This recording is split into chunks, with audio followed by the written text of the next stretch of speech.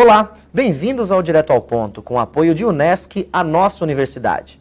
Secretário de Governo de Criciúma, deputado estadual, secretário de Segurança Pública do Estado de Santa Catarina e, por 2 vezes, deputado federal. Ronaldo Benedetti, Direto ao Ponto, primeiro bem-vindo ao Direto ao Ponto. Você se arrepende daquele vídeo feito logo depois da eleição de 2014, onde você parabeniza a presidente Dilma conversando com o hoje ministro Eliseu Padilha? Você se arrepende daquele vídeo que até hoje circula nas redes sociais? Não, primeiro não tenho que me arrepender de nada no final de errado. Primeiro que não era o ministro Padilha, era o presidente Michel Temer falando comigo. Eu liguei para parabenizá-lo, ele naquele momento não pôde atender, ele ligou para mim. E eu aproveitei o momento, obviamente, tínhamos ganho a eleição no segundo turno, e eu disse, manda um abraço para a presidenta Dilma. Não sabia eu que já tinha uma certa, talvez não tivesse um bom relacionamento já naquele momento. Aí isso acabou viralizando, colocando como se eu fosse uma coisa errada que eu tivesse feito. Não fiz nada de errado, recebi um telefonema do então vice-presidente, hoje presidente Michel Temer, me agradecendo, retornando um telefonema que eu havia feito a ele. Quem no Brasil recebe um telefonema do presidente da República? E as pessoas viralizaram e colocaram aquilo como se fosse a pior coisa do mundo. Não me arrependo de nada, não fiz nada de errado, né? Acho que tinha que ser orgulho para todos nós, um cidadão, um político de uma cidade, né, acabar recebendo uma ligação no dia de uma eleição. Que foi uma eleição, de uma forma ou de outra, democrática. Pode fazer seus críticos, não, mas era um momento de um resultado de uma eleição. Foi isso. Foi no dia da eleição, no segundo turno, uma ligação que Michel Temer fez para mim, e nós conversamos, e aí mandei um abraço para a presidenta Dilma, porque ele era o vice e ela era a presidente da República eleita naquele momento. Quais características que o senhor percebe mais entre a então presidente Dilma e o hoje presidente Michel Temer? O presidente Dilma, ela tinha uma dificuldade de relacionamento, né, com o Poder Legislativo, por exemplo, talvez com a sociedade, mas principalmente com os poderes da República. Acho que na República as pessoas talvez precisam entender um momento no nosso país, mas enquadrar o que existe num país democrático. Na República, você tem os poderes constituídos. Legislativo, que somos nós, os parlamentares e os senadores, no caso em Brasília. O Executivo, que era o caso dela, e o Judiciário, que é o Supremo Tribunal Federal, né, os tribunais. Ela não conseguiu fazer um relacionamento com o Poder Legislativo. Nós vivemos hoje, na verdade, um parlamentarismo, vamos dizer assim, um parlamentarismo branco. Eu sou parlamentarista convicto. Eu só acredito na democracia com parlamentarismo, né? Para você ter agilidade nas decisões para o país, para as transformações que o país precisa num determinado momento. Eu estava num episódio na França, houve uma insegurança na França, estive com o ministro do interior. Num dia, 3 dias depois, ele era o primeiro-ministro, né? Nós estávamos lá com o secretário de Segurança. Então, eu acho que isto facilita você conseguir o país ter decisões mais rápidas, fazer as mudanças mais rápidas. No presidencialismo é um sucedâneo da monarquia. O único país que tem presidencialismo no mundo é os Estados Unidos, com uma característica totalmente diferente da nossa. A gente quer copiar os Estados Unidos só um pontinho, não quer copiar o resto do complexo. Mas o resto do mundo democrático, avançado, são todos países parlamentaristas. Nessa semana, o Henrique Meirelles filia-se ao MDB. O presidente Michel Temer chegou a ensaiar uma possibilidade de candidatura à reeleição. A vinda do Meirelles sepulta de vez essa pretensão por uma reeleição e o Meirelles é o candidato do MDB à presidência? Eu acho que não existe nada na política. Política é como o tempo, né? Você olha para o céu, está limpo, daqui a pouco aparecem muitas nuvens e uma tormenta, uma trovada. E no outro dia amanhece o tempo bom. Então, essa questão não existe nada definido. O provável é o que você está dizendo. O provável é que o Henrique Meirelles seja o candidato do MDB, do MDB, né? Antigo. Era antigo MDB, passou para PMDB, hoje é antigo PMDB, hoje MDB, Movimento Democrático Brasileiro. O fato de pessoas terem praticado crimes ao longo da sua trajetória política não elimina a existência de você ter partidos políticos que tenho que fazer a representação na democracia, na nossa sociedade, para que você ocupe os espaços de poder no Estado e na República. Henrique Meirelles é um homem que o Brasil precisa neste momento. Casa que não tem pão, ninguém tem razão. O Henrique Meirelles é um homem para arrumar a estrutura da economia. Você precisa ter uma economia forte, você precisa ter empregos, nada mais importante para a sociedade, para um ser humano, do que o trabalho. Não existe nada mais importante. Ah, mas tem isso, tem aquilo, tem a religião, tem a família. A religião não te quer se tu não tiver um trabalho. A família não te respeita se tu não tiver trabalho. Teus amigos não te respeitam. O ser humano, o pior direito que foi tirado do trabalhador foi o direito ao seu trabalho. 14 milhões de desempregados é a pior crise da história econômica, da história republicana do Brasil. Por isso, o momento para o país, que eu entendo, Henrique Meirelles seria um excelente presidente da República, candidato a presidente da República e presidente da República. Por quê? Porque ele conhece a economia, ele sabe que se precisar fazer cortes, se precisar enfrentar dificuldades, ele enfrenta para fazer uma boa economia. Para quê? Para ter pão na mesa das pessoas, para ter trabalho, para o país crescer, para o país ficar rico. Só a riqueza. Veio a China, na década de 80, ela tinha uma economia do tamanho do Brasil. Hoje ela já encosta nos Estados Unidos, minha gente. Nós somos a 8ª, 7ª, 9ª economia do mundo. Mas a China e os Estados Unidos são muito maiores do que a nossa. Então nós precisamos fazer com que esse país, que é um país rico, tenha uma boa gestão na sua economia. Vamos precisar recuperar o Estado brasileiro. O Estado brasileiro é falido, é quebrado. A economia está se ajustando. A economia é a sociedade em geral, são os negócios, enfim. Isso, o Estado brasileiro, o governo brasileiro, os governos são falidos. Por quê? Porque gastam mais do que arrecadam. E arrecadam muito. O senhor falou a questão dos trabalhadores. O quanto incomoda o senhor essa campanha feita por muitos sindicatos aqui na região contra o senhor por ter votado a favor da reforma trabalhista, por ter se colocado a favor da reforma da Previdência? O quanto incomoda o senhor essa campanha? Eu fui a favor da reforma trabalhista e questionei a reforma da Previdência e disse que naqueles modos eu não votaria. Mas a reforma trabalhista eu votei e votaria de novo. Primeiro que nós precisamos melhorar as relações de trabalho. Eu comentava antes do intervalo com você que eu fui à China no ano passado. Voltei com a seguinte conclusão: a China é capitalista, o Brasil é comunista. Nós temos uma interferência do Estado demais em tudo. Todas as atividades, o Estado quer intervir, o Estado quer botar alguém para controlar. Isso é fonte de corrupção. Quando você coloca para alguém ter que dar autorização para você funcionar, imagine que este canal de televisão moderno, que é pela internet, precisar de uma autorização do governo para funcionar. A Rede Globo, a TV aberta, precisa de uma autorização do governo. Isso vem das ordenações manuelinas e vem de quando Dom João VI chegou ao Brasil, em 1808, com toda a família real. Isso está no livro 1808, para quem quiser acompanhar. Ele criou os cartórios.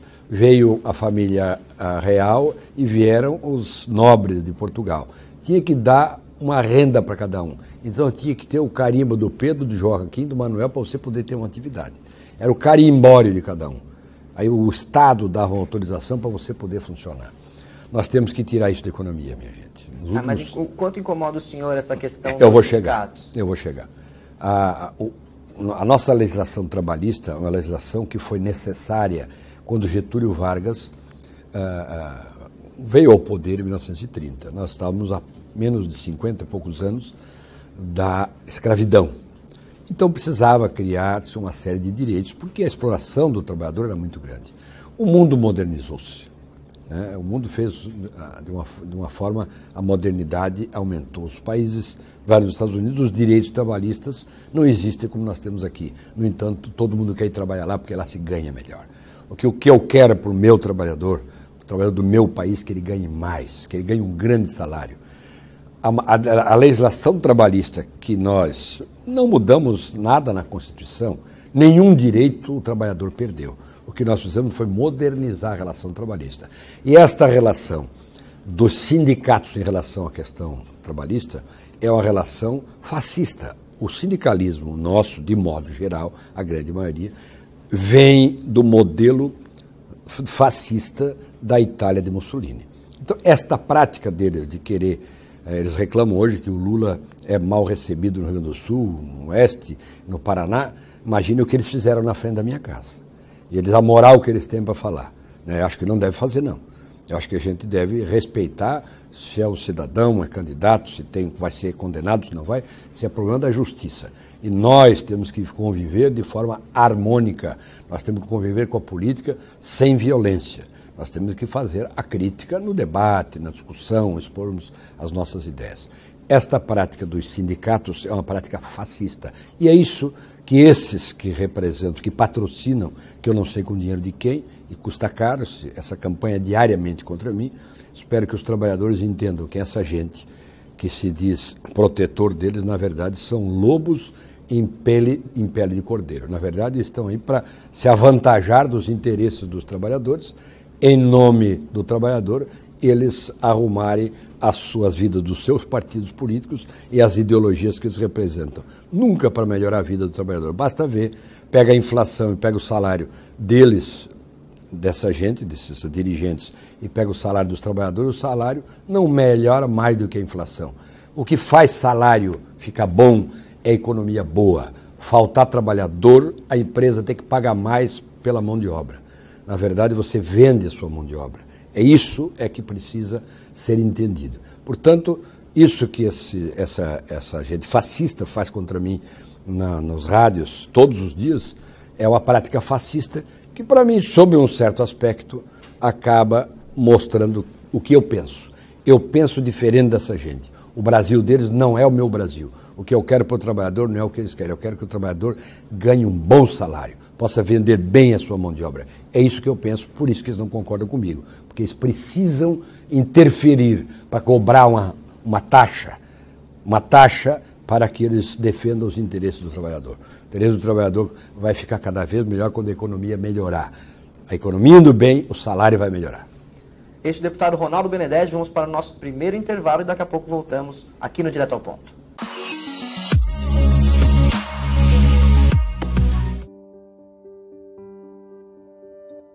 Você pode se satisfazer com pouco ou sonhar com o mundo. Fazer tudo sozinho ou descobrir a magia de fazer parte de algo muito maior. Descobrir novos horizontes. Conhecer pessoas e criar o seu próprio caminho. O que vamos viver amanhã começa agora. O conhecimento compartilhado se multiplica. Venha ser você e ajude a construir o novo. Venha para a Unesc, a nossa universidade.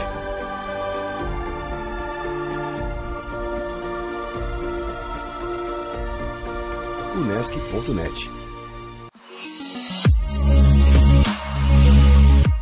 Voltamos com o Direto ao Ponto, hoje entrevistando o deputado federal Ronaldo Benedetti. Deputado, antes do intervalo, o senhor comentava sobre o protesto que foi feito na frente da sua casa por esses sindicatos. Qual é o limite entre o público e o privado para um deputado federal como o senhor? Olha, primeiro que eu sou um cidadão, eu moro em Criciúma. Eu acho que por uma cidade é muito importante ter um deputado federal. Se você usar na questão mais pequena, você traz recursos para o lugar, você traz emendas, arruma uma estrada, melhora um hospital, enfim. A função do deputado é lutar por causas federais. A minha causa maior foi a BR-101 e agora junto à BR-285, né? Se eu tenho convicção, se não tivesse brigado pela BR-101, por que eu escolhi a BR-101? Era a maior obra pública do governo federal em Santa Catarina e nós precisávamos brigar por aquilo, né? E nós lutamos por essa causa e vencemos. É uma causa vencedora. Agora, o deputado, qual é a função dele? A função dele é votar e fiscalizar. Não tem outra função. O que o deputado faz? Vota como vereador, como deputado estadual, como senador. Nós não fazemos outra coisa, não se fiscalizar. Esta é a nossa função. Mas é só isso? Bom, se você analisar sobre só isso, a república, a democracia, sim. É um poder que legisla, legislativo, poder que executa, executivo, um poder que julga, que é o judiciário. Nós estamos muito nesse imbróglio no momento do país. Mas você disse entre o público, entre a minha vida privada e a minha vida pública. Eu sempre procurei na minha vida pública não sair muito do que eu sou na iniciativa privada. Procuro levar uma vida simples, uma vida com poucos gastos pessoais, para você não precisar de muito mais do que a política pode, porque todo mundo pensa que o deputado tem dinheiro ilimitado, tem uma vida que pode gastar à vontade. Não, nada disso. Nós temos um limite. Como advogado, eu sempre ganhei mais do que como deputado.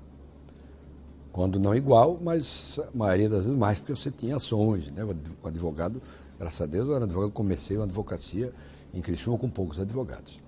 Mas essa questão do público, enquanto eu estiver como cidadão, ali eu sou um cidadão que vou à igreja, vou ao supermercado, vou na pizzaria, né? Eu vivo na cidade, é a minha cidade, é a cidade de Criciúma, é onde eu moro, onde eu nasci, onde eu tenho meus filhos, onde eu tenho meus netos. E a casa é o lugar inviolável. Eu vejo que o pessoal do PT, ligado a esses sindicatos que foram para frente da minha casa, reclamam que eu acho que não se podia fazer, apedrejar o ônibus do Lula, né? As pessoas, não se pode tirar o direito de ir e vir das pessoas. Isso é grave. Agora, imagine ir para frente da sua casa e não deixar você sair dentro de casa. Ir para frente da sua casa fazer gritaria às 5 e pouco da manhã. Isso é um absurdo, né? Eu os enfrentei quando clareou o dia e disse, aqui eu não converso com ninguém. Aqui é a minha casa, tinha os meus filhos, tinha minha filha, meus netos que moram comigo, minha filha, meu genro, meus netos, minha esposa. A casa é um lugar inviolável. Na democracia não se aceita, não se permite isso. A justiça espera para cumprir o mandato depois das 6 da manhã, a justiça. Né? Tu imagina alguém para frente da sua casa de madrugada, à noite ainda. Isso é o exemplo de que essa gente é fascista.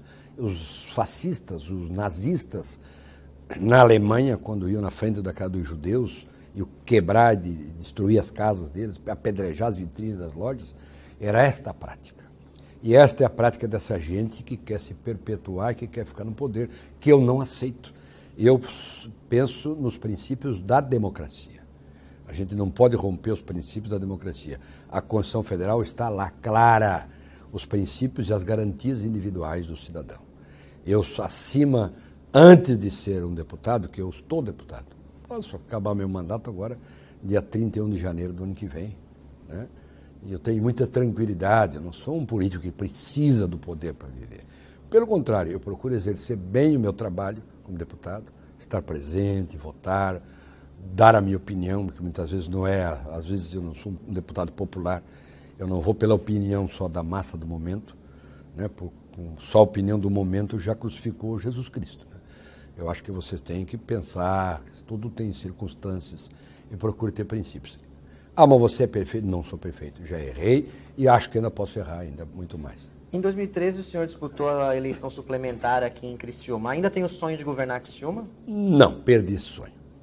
Já tive. Perdi esse sonho porque me decepcionei muito. Hoje, você na situação do poder executivo é muito difícil, né? Você exercitar o Brasil, um prefeito, um governador, até o próprio presidente da República, ele perdeu a condição de liberdade de colocar as suas ideias em prática. Você tem muitas limitações, né? E não vale mais a pena. No meu entendimento, como eu sou parlamentarista, né, eu entendo que a forma parlamentar é a melhor forma de você poder mudar os governos. Eu acho que nenhum governo pode ficar 4 anos direto se ele não agradar, se estiver fazendo errado. É uma coisa como um rei, que ficava a vida inteira, um tempo, e o povo ficava sujeito a um rei bom, um rei louco, um rei ruim. Então, mas essa é uma questão mais profunda para a gente discutir com mais profundidade.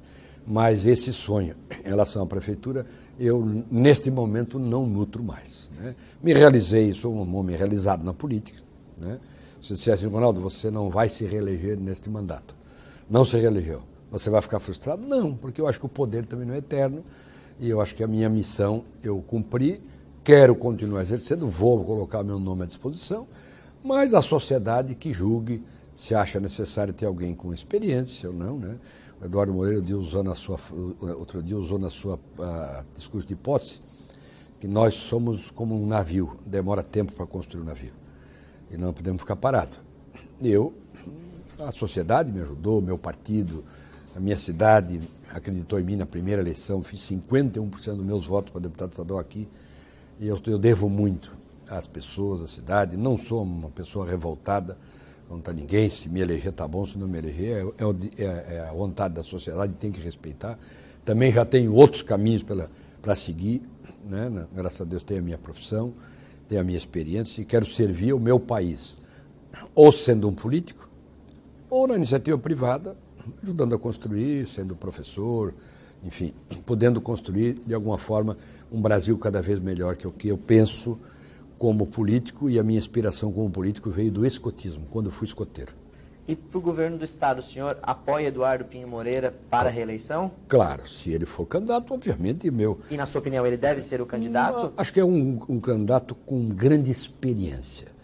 Se você colocar todo esse arcabouço de candidatos que nós temos aí, todas as opções, eu respeito todos, mas o Eduardo ele está muito preparado. O Eduardo foi prefeito, foi deputado federal, prefeito de Criciúma, foi presidente da Celesc, foi secretário de Estado, já foi vice-governador, já foi governador, e ele tem muita segurança no que faz, né? E ele pensa num país melhor, num Estado melhor, numa sociedade melhor, é muito cuidadoso com a gestão pública, com os gastos públicos, e ele tem demonstrado isso. Mas eu sou suspeito para falar para o seu amigo do Eduardo, né? Ele é uma pessoa que eu tenho em grande conta, muitas vezes injustiçado, né? E nós saímos de Criciúma, por exemplo, sou muito criticado, Eduardo, nós saímos de Criciúma porque tivemos que buscar apoio lá fora, tivemos que trabalhar, e eu tive que ir para Florianópolis, depois ir para Brasília. O Eduardo foi, depois de ser prefeito, foi para Florianópolis e teve que fazer seu nome e trabalhar pelo estado todo de Santa Catarina. Quando a gente tira um político daqui para exercer uma função maior, a gente perde uma parte dele, né? Então, é isso que às vezes as pessoas não compreendem e não entendem. E nós supervalorizamos os defeitos, os erros que o político cometeu e não avalia todo assim, o que ele trouxe de benefício para a nossa região. Olha, eu vou falar aqui em favor de todos os políticos da minha geração, deputados estaduais, federais, o Eduardo, o governador. A nossa geração realizou todas as propostas, todas as ideias e todos os planos que a sociedade tinha envolvendo o governo. Todos, sem exceção. Me diga um que não está em andamento ou que já não foi feito. Então, tudo que a minha geração de políticos foi pedido que ela fizesse, tudo, sem exceção, nós fizemos. Nós temos algumas coisas em andamento ainda, por exemplo, BR-285, Hospital Santa Catarina público, né, para atender o SUS, a forma que vai administrar não interessa, interessa que ele abra e seja uma maternidade, hospital infantil e uma UTI neonatal, e depois possa evoluir, porque o terreno é grande, o lugar dá para fazer um bom hospital público, que eu digo é como o Hospital São José, que para mim é um grande hospital público. Não é pago pelo governo, mas ele funciona como se público fosse, porque ele atende o SUS, ele atende a sociedade. Esta é a saúde que eu defendo, atender a sociedade pelo SUS e atender bem. E nesse sentido, qual é a maior necessidade de Criciúma hoje, já que, na opinião do senhor, a maioria das promessas que a sua geração fez foram cumpridas? E qual é a maior necessidade de Criciúma e região hoje? Geração de emprego, riqueza, dinheiro para essa região, para as pessoas ganharem bem. O que eu quero, a minha cabeça como político, o que vale é... Porque nós fizemos a parte estrutural do governo, está pronta. Você tem energia elétrica, você já tem porto, você tem aeroporto, tem até 2, você tem estradas, você tem infraestrutura de modo geral. A saúde precisa dar uma melhorada boa na saúde hospitalar, principalmente. Educação, nós temos uma boa infraestrutura de educação, mas nós precisamos gerar riqueza. Casa que não tem pão, ninguém tem razão, né? Precisamos de gerar riqueza, gerar dinheiro para gerar salário, para faltar gente para trabalhar. Olha que guarde bem o que eu estou dizendo, precisa faltar gente para trabalhar. Faltando gente para trabalhar, o seu salário vai aumentar. E é só assim que a gente faz o salário das pessoas aumentarem. Se aumentar o volume de negócios empresas que venham se instalar aqui, que precise de empregados, vai faltar empregado, o salário vai aumentar. É o único jeito, não tem outra forma, né?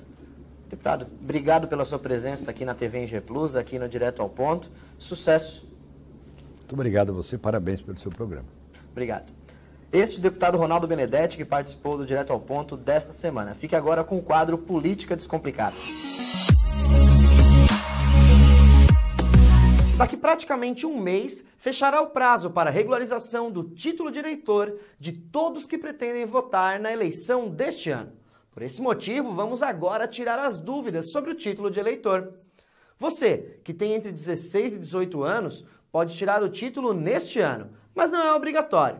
Para 2020, você terá que tirar o seu título, já que vai ter mais de 18 anos e o voto é obrigatório no Brasil para quem tem entre 18 e 70 anos. O prazo final para você fazer o seu título em 2018 é o dia 9 de maio, uma quarta-feira. Então programe-se. O dia 9 de maio também é o prazo final para eleitores que possuam alguma deficiência ou redução de mobilidade. Eles precisam solicitar no cartório eleitoral mudança para uma sessão com fácil acesso. Para você que quer fazer o seu título, basta levar carteira de identidade e um comprovante de residência recente. Normalmente, você é alistado para votar em um local próximo à sua residência, mas em alguns casos é possível pedir para votar em outro local, desde que não seja muito distante do que o cartório indicar. Isso dependerá do cartório mesmo. Os homens maiores de 18 anos que vão se alistar precisam, além da carteira de identidade e do comprovante de residência, levar um certificado de quitação de serviço militar. Você quer transferir o seu domicílio eleitoral? Ou seja, se você vota no Rio Grande do Sul e agora quer votar em Santa Catarina, o prazo também é 9 de maio. Para isso, é necessário levar a mesma documentação anterior, RG e comprovante de residência recente no seu nome. Se você está com o título cancelado e precisa regularizar, deve comparecer ao cartório e pagar uma multa, que varia de R$ 1,05 até R$ 35,14. A segunda via do título de eleitor pode ser solicitada no cartório da cidade em que você vota até o dia 27 de setembro. Programe-se, o cartório costuma receber uma grande demanda na última semana. Ficou com mais dúvidas? Basta perguntar nos comentários que a gente descomplica. O cartório eleitoral em Criciúma fica bem no centro, no antigo Palácio do Estado, na Avenida Getúlio Vargas. E o telefone de lá é o 3437-7115. Votar é a melhor ferramenta que temos para mudar a política nacional. E vamos descomplicar a política? Mande sua dúvida para o e-mail abaixo e nas próximas edições eu descomplico para você.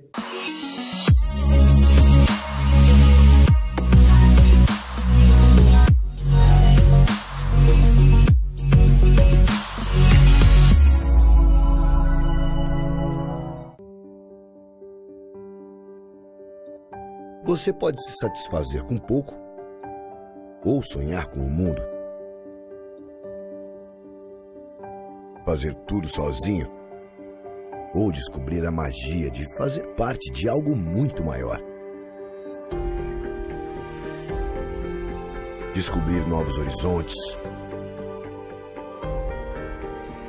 Conhecer pessoas e criar o seu próprio caminho. O que vamos viver amanhã começa agora.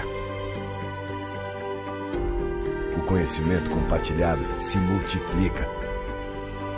Venha ser você e ajude a construir o novo. Venha para a Unesc, a nossa universidade.